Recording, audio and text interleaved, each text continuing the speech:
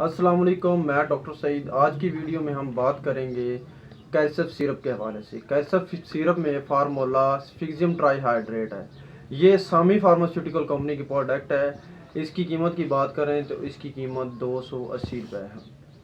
इसके इस्तेमाल की बात करें तो ये एक ब्रॉड स्पेक्ट्रम एंटीबायोटिक है जो कि ग्राम पॉजिटिव और ग्राम नेगेटिव बैक्टीरिया को किल करने के लिए बनाया गया है। ये upper respiratory tract, lower respiratory tract और यूटीआई इन्फेक्शन में बहुत ज़्यादा इस्तेमाल होता है। अपर रेस्पिरेटरी ट्रैक में नाक बहना, नज़ला ज़ुकाम हो जाना, नाक का इन्फेक्शन और गले का इन्फेक्शन हो जाना, गले में टॉन्सिल्स बन जाना, गला जो है गले पड़ जाना।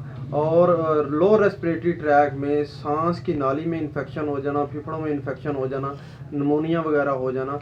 तो उस सूरत में जो है वो बच्चों में कैल्शियम सिरप जो है वो इस्तेमाल करवाया जाता है। इसके अलावा अगर जो है बच्चों में कोई चोट वगैरह लगने की वजह से ज़ख़म हो जाता है और ज़ख़म में पीप पड़ जाती है तो उसके लिए कैल्शियम सिरप बेहतरीन चीज़ है।